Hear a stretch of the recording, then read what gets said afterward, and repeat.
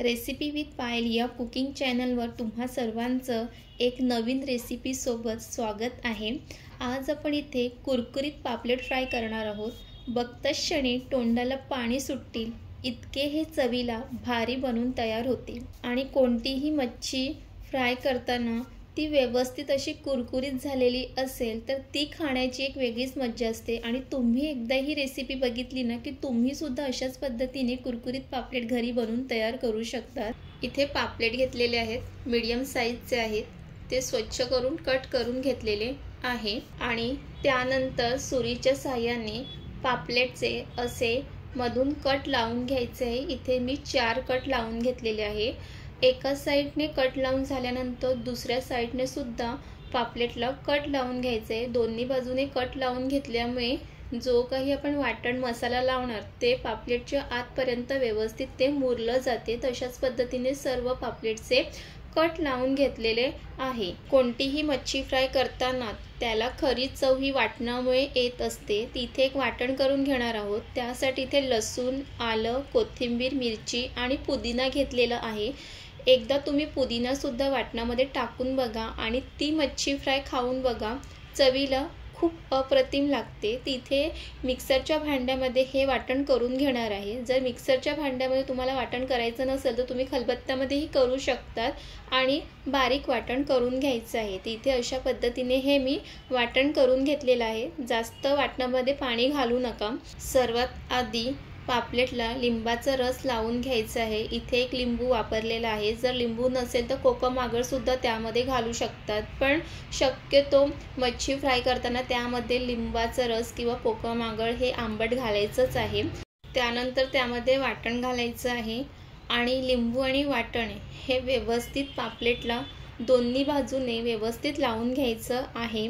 आणि तुम्ही आतापर्यंत रेसिपी विथ पायल या कुकिंग चॅनलला सबस्क्राइब केलं नसेल तर सबस्क्राइब करून घ्या। आणि पापलेटला जे कट लावून घेतलेले आहे त्याच्यामध्ये सुद्धा असं वाटण भरायचं आहे। त्यानंतर त्यामध्ये चवीप्रमाणे मीठ घालायचं आहे, हळद, घरगुती मसाला टाकताना आपण वाटणामध्ये एक हिरवी मिरची सुद्धा वापरलेली आहे, तर त्याप्रमाणेच त्यामध्ये घरगुती मसाल्याचा वापर करायचा आहे, काश्मीरी मसाला आणि वरून असं थोडंसं तेल सुद्धा घालायचं आहे। त्यामुळे सर्व मसाले जे आहेत ते पापलेटला व्यवस्थित लागले जातात। तशाच पद्धतीने सर्व पापलेटला दोन्ही बाजूने व्यवस्थित मसाले लावून घ्या। इथे व्यवस्थित सर्व मसाले लावून झालेले आहे। त्यानंतर हे मॅरिनेटसाठी अर्धा तास किंवा 1 तास तुमच्याकडे जेवढा वेळ असेल तेवढं तुम्ही हे मॅरिनेटसाठी ठेवू शकता। जेवढं जास्त ठेवतील तेवढीच ती मच्छी फ्राय जास्त चविष्ट बनून तयार होते। तर इथे अर्धा तास झालेले आहे। त्यानंतर एका साईडला तवा सुद्धा गरम करायला ठेवायचं आहे। त्यानंतर तव्यामध्ये तेल घालायचं आहे। तेल व्यवस्थित गरम करून घ्यायचं आहे। सर्व बाजूने तेल पसरून घ्यायचं आहे। तेल गरम होते आहे तिथपर्यंत कोटिंग करता इथे तांदळाचं पीठ घेणार आहे। त्यानंतर त्यामध्ये गरम मसाला, मीठ आणि काश्मीरी मसाला तांदळाच्या पिठामध्ये व्यवस्थित मिक्स करून घ्यायचा आहे।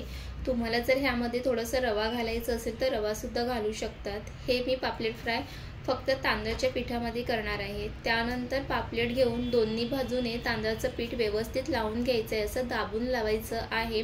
आणि तुम्ही सुद्धा पापलेट फ्राय करताना तांदळाचं पीठ वापरतात की रवा की दोन्ही वापरून पापलेट फ्राय करतात हे नक्की कमेंट्स करून सांगा।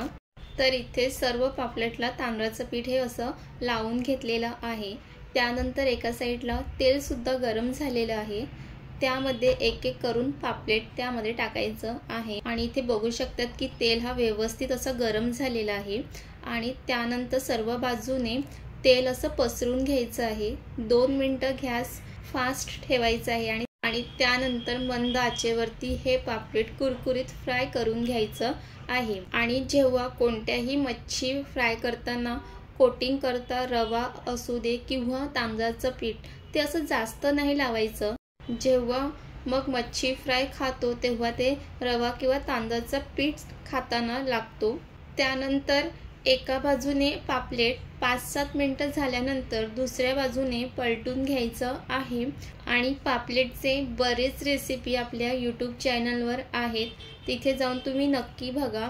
आणि इथे बघू शकतात की एका बाजूने पापलेट हे व्यवस्थित असे कुरकुरीत झालेले आहेत आणि पापलेट खूप असं सुरेख रंगसुद्धा आलेला आहे।